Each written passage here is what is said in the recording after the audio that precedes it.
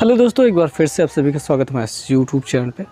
आज से हम शुरू कर रहे हैं कक्षा 10 की साइंस में फिज़िक्स। जो फिज़िक्स है पूरा जितने भी चैप्टर हैं सभी को कवर किया जाएगा, सभी थ्योरी को समझाते हुए और जो आंकिक प्रश्न हैं न्यूमेरिकल्स है उन्हें हल करते हुए। और पहला जो चैप्टर है समतल पृष्ठों पर प्रकाश का परावर्तन। एनसीईआरटी की किताब अगर आप लेते हैं तो उसमें परावर्तन और अपवर्तन दोनों एक साथ एक चैप्टर में देखने को मिल जाते हैं। हम बता रहे हैं यहाँ पे अरिहंत की किताब से, तो वैसे कोई दिक्कत होने नहीं वाली है। आप किसी भी बुक से पढ़ें, सब कुछ ठीक रहने वाला है। तो समतल पृष्ठों पर प्रकाश का परावर्तन, अगर आपको चैप्टर पूरा नहीं मिल रहा है तो आप जो मेन रूप से समझना है वो है कि हम इस चैप्टर में परावर्तन के बारे में समझने वाले हैं। परावर्तन के जो समझ है वो आपके अंदर आ जाए, ठीक है। उसके बाद उसमें क्या है वो उतना ज़्यादा मैटर नहीं करता कि किस किताब में क्या लिखा है, कुछ दिक्कत नहीं होने वाली है। पार्ट 1 आज इस वीडियो में हम चलने वाले हैं, देखने वाले हैं इस चैप्टर को। और चलिए समझते हैं कि क्या क्या रहने वाला है। तो जो पहली हेडिंग देखने को मिल जाती है वो प्रकाश मिल जाती है। प्रकाश क्या है, यही बात को समझते हैं। तो प्रकाश क्या है? तो प्रकाश बेसिकली एक प्रकार की ऊर्जा है। आप यहाँ पे लिखेंगे क्या, प्रकाश की परिभाषा जब पूछी जाएगी तो क्या लिखेंगे? प्रकाश एक प्रकार की ऊर्जा है जिसकी उपस्थित में वस्तुएं दिखाई देती हैं पर प्रकाश स्वयं नहीं दिखाई देता है, ठीक है। और कुछ जगहों पे ये देखने को मिल जाता है कि प्रकाश एक प्रकार की ऊर्जा है जो हमारी नेत्रों की संवेदनाओं को प्रभावित करता है, जिसकी वजह से हमको वस्तुएं दिखाई देती है। ऐसा भी देखने को मिल जाता है। तो आप कुछ भी लिखें, इस प्रकाश की परिभाषा यही होने वाली है और कुछ भी विशेष और नहीं है। अब बात जो हेडिंग आ जाती है, ठीक है। प्रकाश क्या है? एक प्रकार की ऊर्जा है जिसकी उपस्थिति में वस्तुएं दिखाई देती है परंतु उस वह नहीं दिखाई देता है। यह प्रकाश की परिभाषा में आ गया। अब जो आ जाता है प्रकाश स्रोत, ठीक है जी। अब जो हेडिंग आ जाती है वो होती है प्रकाश स्रोत। प्रकाश स्रोत क्या है? जिनसे हमें प्रकाश प्राप्त होता है। प्रकाश स्रोत का परिभाषा यही हो जाएगी कि जिन वस्तुओं से हमें प्रकाश प्राप्त होता है उन्हीं को प्रकाश स्रोत कहते हैं। बस इतनी सी बात है। जिनसे हमें प्रकाश प्राप्त होता है, लिख लीजिएगा, ठीक है, अच्छे से। जिनसे हमें प्रकाश प्राप्त हो, स्रोत का मतलब वो यही होता है जिससे कुछ प्राप्त हो रहा हो। स्रोत से ही बना होता है सोता कर, आपने सुना होगा पानी का सोता होता है किसी कहीं पे जहाँ पत्थरों से पानी निकल रहा होता है तो वहाँ पे उसको सोता कहा जाता है। यानी जिससे पानी निकल रहा है वो उसका सोता है। सोता मतलब स्रोत। तो वैसे ही प्रकाश स्रोत मतलब प्रकाश जिनसे मिलता है उन्हें हम प्रकाश स्रोत कहते हैं। किससे हमको प्रकाश प्राप्त होता है? सबसे पहला काम तो यही है, सूर्य से हमको प्राप्त हो जाता है। सूर्य से हो गया, तारों से भी हो जाता है, कभी कभी चंद्रमा से भी हमको प्राप्त हो जाता है।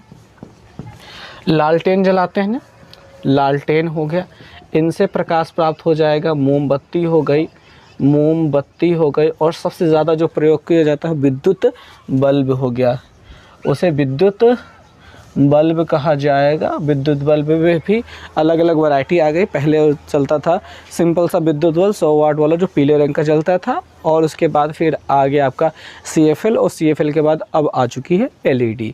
तो ये सारी चीज़ें जो है प्रकाश स्रोत कहलाती है जिससे हमें प्रकाश प्राप्त होता है।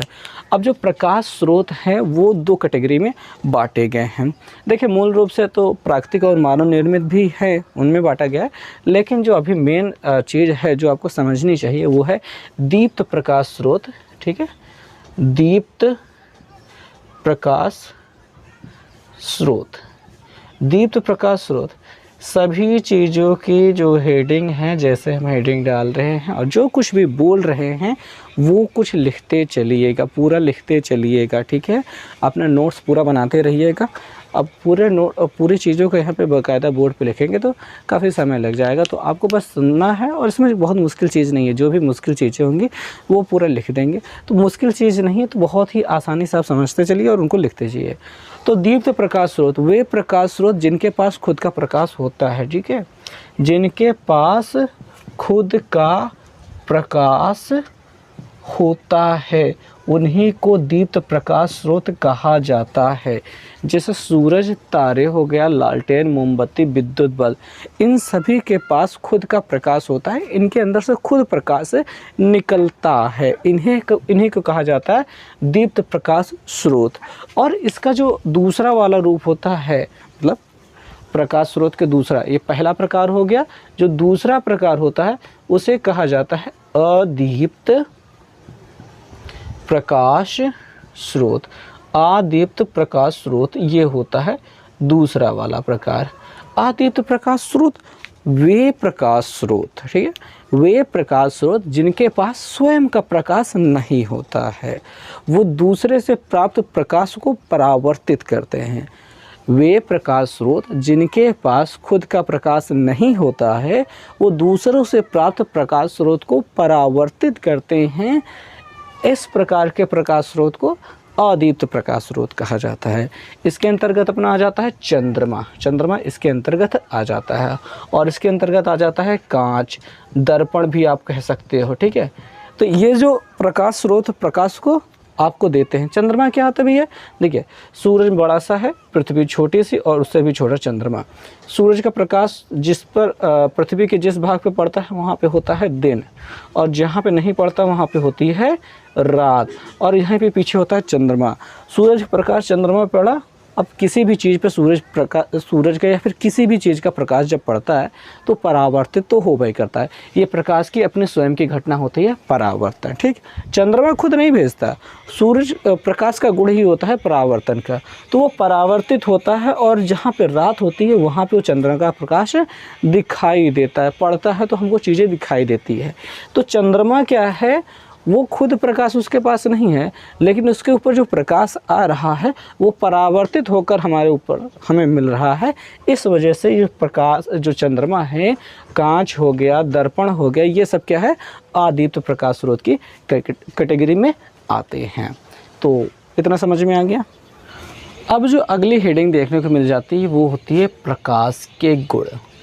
प्रकाश के गुण यानी प्रकाश में जो जो क्वालिटी होती है उन्हीं चीज़ों को प्रकाश के गुण कहा जाएगा, और उन्हीं को हमको बाकायदा लाइन बाय लाइन लिखना है। तो पहले तो एग्ज़ाम में आता था कि प्रकाश के 4-5 या फिर कुछ गुण आप लिखिए। अब एग्ज़ाम में ये इतना ज़्यादा आता नहीं है, मतलब बिल्कुल ही नहीं आता है प्रकाश के गुण, लेकिन आपको पता ज़रूर होने चाहिए। तो पहला गुण क्या है, ठीक है, प्रकाश अदृश्य होता है, यानी स्वयं नहीं दिखाई देता, ठीक है भैया। प्रकाश क्या होता है, अदृश्य होता है, स्वयं नहीं दिखाई देता, परंतु इसकी उपस्थिति में वस्तुएं दिखाई देती हैं। पहला गुण तो यही हो गया, प्रकाश स्वयं अदृश्य होता है लेकिन उसकी उपस्थिति में वस्तुएं दिखाई देती हैं, यह पहला गुण हो गया।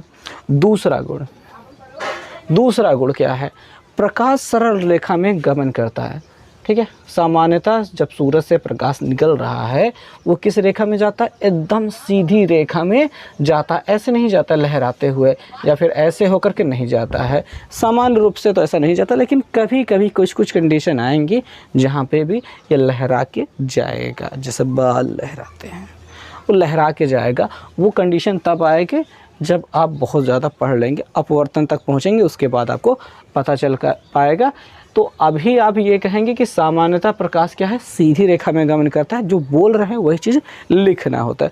तो सामान्यतः यानी सामान्य रूप से प्रकाश सीधी रेखा में गमन करता है। और तीसरा जो गुण होता है वो ये है कि प्रकाश को चलने के लिए किसी माध्यम की आवश्यकता नहीं होती है, ठीक है, बात समझेंगे।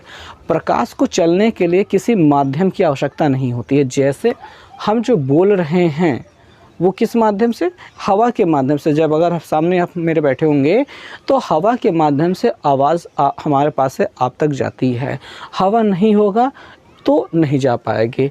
आपने इसका ठीक सीधे उदाहरण देखा होगा कि अब बारात जा रहे हों, आजकल तो बारात का मौसम ही है, ठीक है, गाड़ी के अंदर बैठे हैं और गाड़ी का शीशा पूरा एकदम दरवाज़ा बंद है, शीशा लॉक है, और आप पीछे आमतौर पे बैठे हैं और यहाँ से झांक करके आप बात करना चाहते हैं। जो व्यक्ति बाहर खड़ा है, एक बाहर खड़ा है चिंटुआ, आप उससे बात करना चाहते हैं, आप कुछ भी बोलते हैं, उसकी आपको तो तेज़ से आवाज़ सुनाई देती है पर उसकी आवाज़ आप तक नहीं पहुँच इसके आप तक नहीं पहुंच पाती और आपकी आवाज़ उस तक नहीं पहुंच पाती।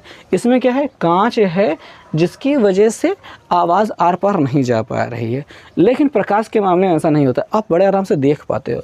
तो प्रकाश को क्या है, चलने के लिए किसी माध्यम की आवश्यकता नहीं होती है, माध्यम ना हो तब पर भी चल रहता है। सूरज से पृथ्वी तक पहुँचने के लिए उसके रास्ते में जो होता है निर्वात आ जाता है। निर्वात का मतलब होता है जहाँ पे हवा भी ना हो, ऐसी जगह हवा भी ना हो। हवा ना हो वाली बात नहीं है, हवा भी ना हो, हवा के अलावा तो कुछ और है ही नहीं। ऐसी ढेर सारी जगह, मतलब ये जो जगहें हैं यहाँ पे हवा भरी है, हमारे हाथों के बीच में हवा भरी है। लेकिन जब अंतरिक्ष में जाएंगे वहाँ पे निर्वात होगा, तो हाथों के बीच में वहाँ पे हवा भी नहीं होगा, कुछ नहीं होगा, एकदम खाली होगा, तो उसी को निर्वात कहा जाता है। तो प्रकाश को चलने के लिए माध्यम की आवश्यकता नहीं होती है, वो निर्वात में भी गमन कर सकता है।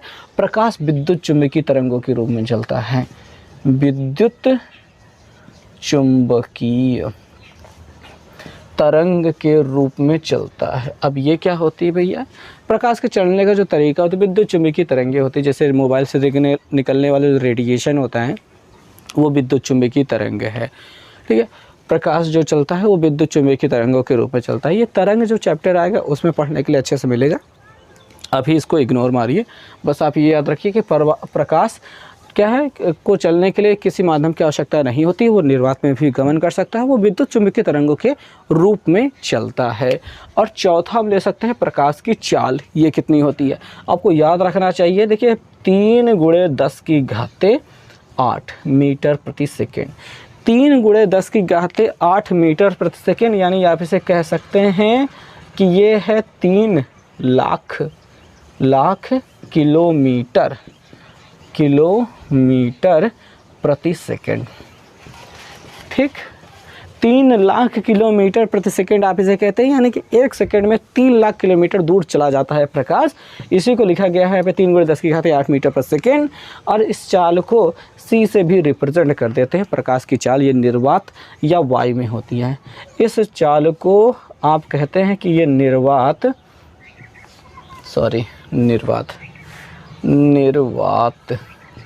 या फिर वायु में ये प्रकाश की चाल इतनी होती है। वायु में हालांकि निर्वात से थोड़ी कम होती है, लेकिन लगभग में सेम हो जाती है। इस वजह से उसमें ज़्यादा अंतर नहीं कहा जाता है, कि मतलब कह दिया जाता है सेम टू सेम हो। तो 3 × 10⁸ मीटर प्रति सेकेंड ये होती है प्रकाश की चाल, ये आपको याद रखना है।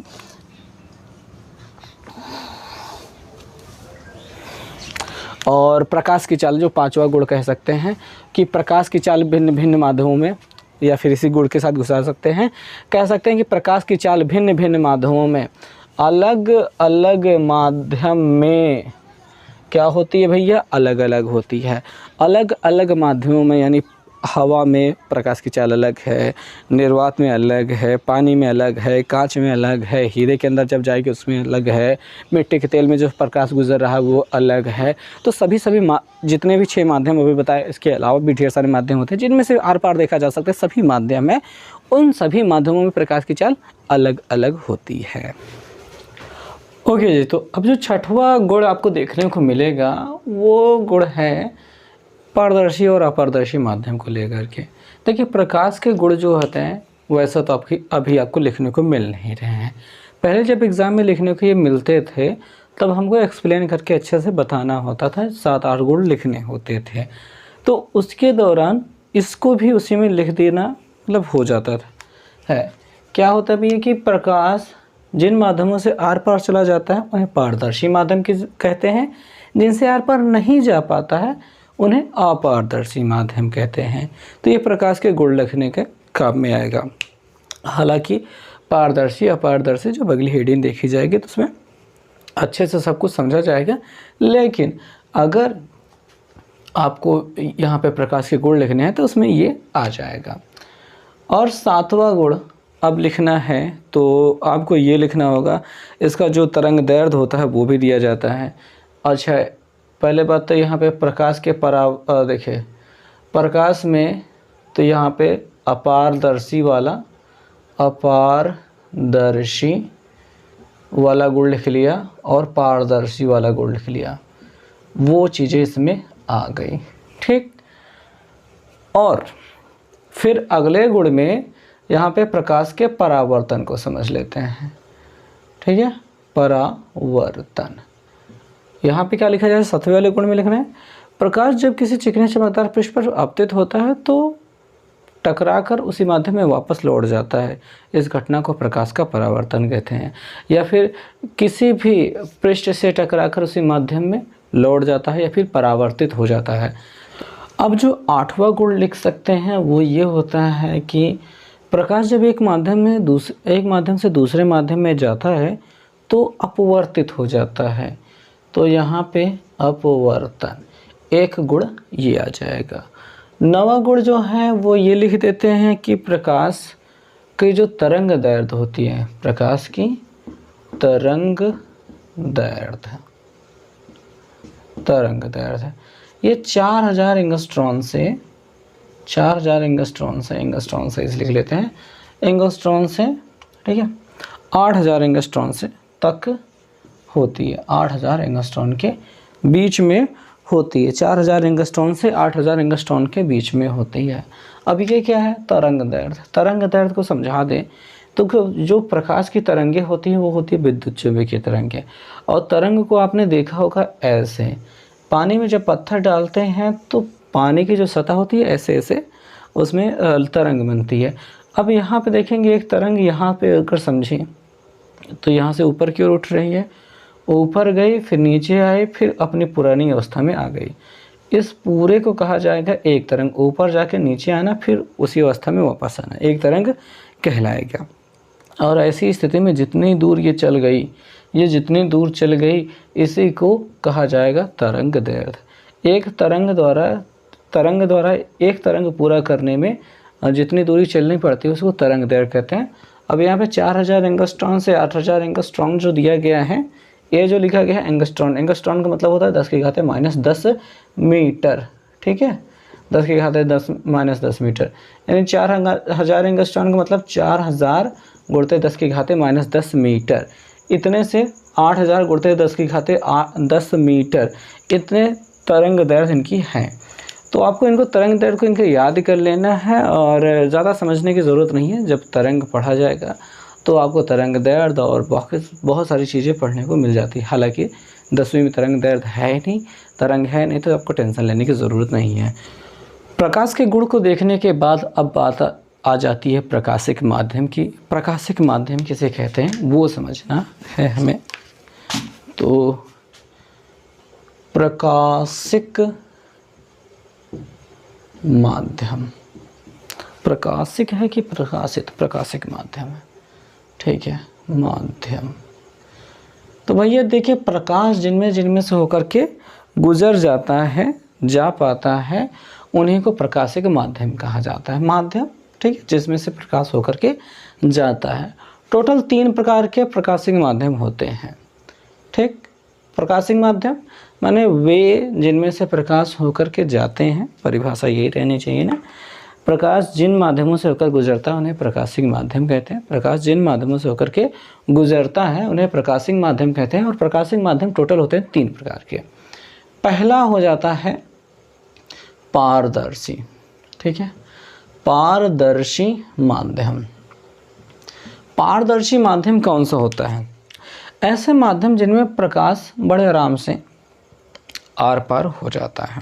ठीक, ऐसे माध्यम जिनसे प्रकाश बिना किसी कठिनाई के पार हो जाता है उन्हें पारदर्शी माध्यम कहा जाता है। इसमें आपका नाम जो आता है वो कांच है, जल, वायु और कुछ प्लास्टिक भी होते हैं, पर इतना ही काफ़ी है। तो पारदर्शी माध्यम वे माध्यम होते हैं जिनमें से प्रकाश बड़े आराम से आर पार चला जाता है। अब निर्वात भी आता है। ठीक है, निर्वात भी होता है जिसमें निर्वात से भी तो बड़े आराम से आर पार हो जाता है। तो ये प्रकाशिक माध्यम में पारदर्शी माध्यम हो गया। दूसरा प्रकार का जो माध्यम होता है वो होता है अपारदर्शी। अपारदर्शी माध्यम वे माध्यम होते हैं जिनसे प्रकाश बिल्कुल पार ही नहीं हो पाता, एकदम आर पार दिखावे नहीं करता। जैसे हम हो गए, हमारे पीछे आपको बोर्ड दिखाई दे रहा है, बोर्ड तो बगल वाला दिखाई दे रहा है जो ठीक हमारे पेड़ के पीछे से है। नहीं दिखाई दे रहा है ना, तो वो वाला जब हट जाएंगे तब दिखाई देगा। क्यों नहीं दिखाई दे रहा? कारण है कि हम अपारदर्शी हैं, यानी हमसे आर पार नहीं देखा जा सकता। तो कोई भी दीवार ले लें, ठीक है, पेड़ ले लेते हैं, पेड़ ले लिया, ठीक, और आदमी ले लेते हैं, आदमी लिख लेते हैं, आदमी की जगह मनुष्य लिख सकते थे। ये सारी चीज़ें जो होती हैं अपारदर्शी होती हैं। अब तीसरा जो होता है वो होता है अल्प पारदर्शी। अल्प पारदर्शी,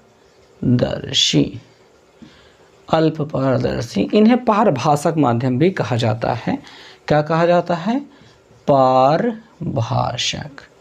ऐसे माध्यम वे माध्यम होते हैं जिनसे प्रकाश थोड़ी मात्रा में, कुछ मात्रा में आर पार हो पाता है, पूरी तरीके से नहीं पार होता है, कुछ मात्रा में आर पार हो पाता है। ऐसे माध्यमों को अल्प पारदर्शी या फिर पारभाषक माध्यम कहा जाता है। और ये इनके जो उदाहरण हैं देखने को मिलते हैं वो आप ले सकते हैं, तेल लगा कागज। अब इसके लिए तो हमने एक वीडियो बनाई थी, शॉर्ट वीडियो। क्या किया था भैया? तेल लिया, कागज़ लिया था, तेल लगा दिया।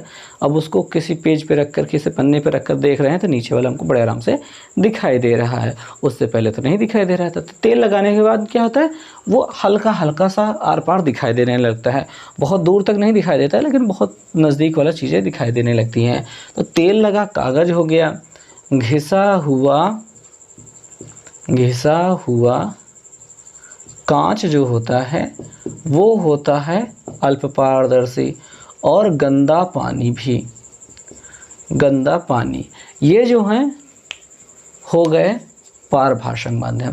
टोटल 3 प्रकार के माध्यम होते हैं पारदर्शी, जिनमें आर पार देखा जा सकता है, ऐसे माध्यम जिनसे आर पार देखा जा सकता है, अपारदर्शी माध्यम जिनसे आर पार बिल्कुल नहीं देखा जा सकता, अल्प पारदर्शी माध्यम इन दोनों के बीच के होते हैं, यानी थोड़ी दूर तक देख सकते हैं, बहुत धुंधला सा दिखाई देगा, पूरा क्लियर नहीं दिखाई देगा। तो आइए समझते हैं प्रकाश किरण क्या होती है भैया। प्रकाश किरण क्या होती है? देखिए, स्रोत से निकलने के बाद प्रकाश जिस रास्ते से होकर के जाता है, ये स्रोत हो गया सूरज, इससे निकलने के बाद प्रकाश जिस रास्ते से होकर के जाता है उसका जो आरेख खींचा जाता है यही प्रकाश किरण कहलाती है। जिस रास्ते से होकर जा रहा है उस रास्ते को दिखाने के लिए जो लाइन खींची जाती है वही प्रकाश किरण है।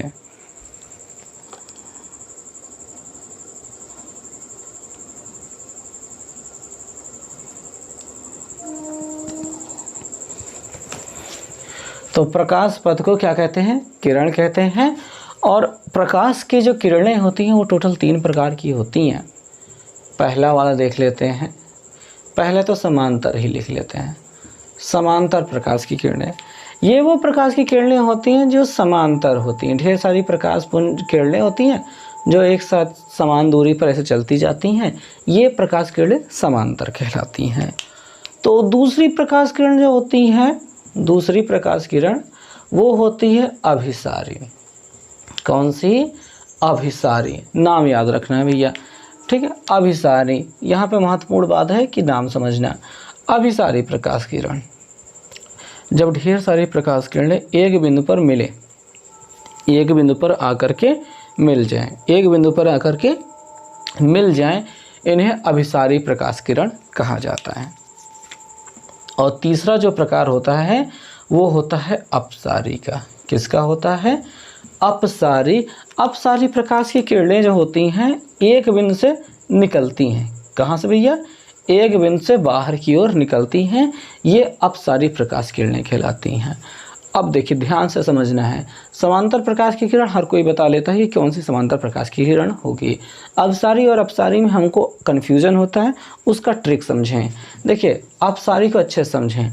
अपसारी, अप माने, ये देखिए अप यहाँ पे लिखा है। अप माने क्या होता है? अंग्रेजी में अगर यूपी बनाते हैं अप माने क्या होता है? ऊपर। तो ऐसे बताइए, हाथ फैलाते हुए ऐसे ऊपर की ओर फैलाइए, अप, ऊपर, ऐसे हाथ फैला करके निकालिए, एक बिंदु से निकलता हुआ दिखाई देगा, ठीक है। अप, एक बिंदु से इसे निकलता हुआ दिखाई दे रहा है तो समझिए अपसारी। अपसारी का मतलब है एक बिंदु से दूर जा रहा है, निकल रहा है, और उसका उल्टा हो गया अभिसारी, एक बिंदु पर इकट्ठा हो रहा है। ऐसे करके याद करेंगे तो आपको याद हो जाएगा। ठीक, अब ये सब खत्म हो गया। अब कुछ क्वेश्चंस देख लेते हैं। तो आप देख पा रहे होंगे चेक पॉइंट जो हमने यहाँ पे 14.1 दिखाई दे रहा है। पहला प्रश्न देखते हैं, दीप्त प्रकाश स्रोत से आप क्या समझते हैं? तो ऐसे प्रकाश स्रोत जिनके पास खुद का प्रकाश होता है, दीप्त प्रकाश स्रोत होते हैं। आप देख करके नकल करके भी इन प्रश्न का उत्तर दे सकते हैं। उदाहरण देकर समझाइए। उदाहरण में आप सूर्य लिख सकते हैं, विद्युत बल्ब लिख सकते हैं। ये हो गया बात। चंद्रमा एक अदीप्त प्रकाश स्रोत है क्यों? चंद्रमा एक अदीप्त प्रकाश स्रोत क्यों है? क्योंकि उसके पास स्वयं का प्रकाश नहीं होता है। हमेशा लिखेंगे क्योंकि चंद्रमा के पास स्वयं का प्रकाश नहीं होता, वो सूर्य से आने वाली प्रकाश को परावर्तित कर देता है। इस कारण चंद्रमा क्या है? एक अदीप्त प्रकाश स्रोत है। तीसरा का प्रश्न देखेंगे, प्रकाश किस प्रकार के तरंग के रूप में गमन करता है? आपको प्रकाश के गुण में हमने बताया था कि प्रकाश विद्युत चुंबकीय तरंगों के रूप में गमन करता है, तो वो याद रखेंगे। प्रकाश विद्युत चुंबकीय तरंगों के रूप में गमन करता है। और निर्वात में प्रकाश की चाल कितनी होती है? निर्वात में प्रकाश की चाल हमने आपको बताया था कितनी होती है भैया? 3 × 10⁸ मीटर प्रति सेकेंड। ये आपको याद रखना है। 3 × 10⁸ मीटर पर सेकेंड होती है, ये याद रखना है। पांचवा प्रश्न है, जिन माध्यमों से प्रकाश गुजर नहीं पाता तथा जिन माध्यमों में प्रकाश का आंशिक भाग ही गुजर पाता है उन्हें क्या कहते हैं? अच्छा, जिनमें से नहीं गुजर पाता उन्हें क्या कहते हैं? अपारदर्शी। जिनसे पार ही ना पाए, अपारदर्शी। जिनमें से आंशिक रूप से गुजर पाए वो क्या कहलाते हैं? अल्प पारदर्शी कहलाते हैं। क्या कहलाते हैं? अल्प पारदर्शी कहलाते हैं, जिनसे आंशिक रूप से पार हो पाता है। छठवें प्रश्न पे आ जाते हैं, उन प्रकाश किरणों के समूह को क्या कहते हैं जब प्रकाश एक ही बिंदु पर मिल रही हो?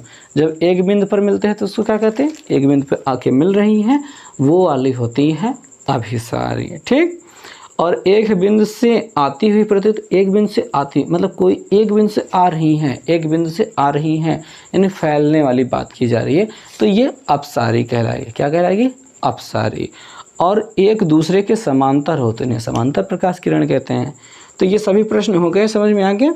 तो ये जो सभी प्रश्नों को हमने लिखवाया और उत्तर बताया है, आप इनको जितना कुछ हमने समझाया उनका पूरा नोट्स बनाइए और क्वेश्चंस को लिखिए, उनके आंसर लिखिए। ऐसे ही पढ़ाई कीजिए तभी कुछ हो पाएगा आपके लिए। ठीक है, फिज़िक्स समझ में आएगी, नहीं तो बड़ी मुश्किल हो जाएगी भैया। तो चलिए आज की इस वीडियो को यहीं पे ख़त्म करते हैं। आगे के जो सब हैं धीरे धीरे ऐसे करके आगे वीडियो लाते रहेंगे और आपको अच्छे से पढ़ाते रहेंगे। तो मिलेंगे नेक्स्ट वीडियो में, तब तक आप चैनल को सब्सक्राइब और वीडियो को लाइक कर दीजिएगा और साथ ही बेल आइकन दबा दीजिएगा। लगातार हम ऐसे वीडियोस लाते रहेंगे और आपको नोटिफिकेशन मिलता रहे, इसके लिए बेल आइकन दबाना ज़रूरी है। Okay, bye.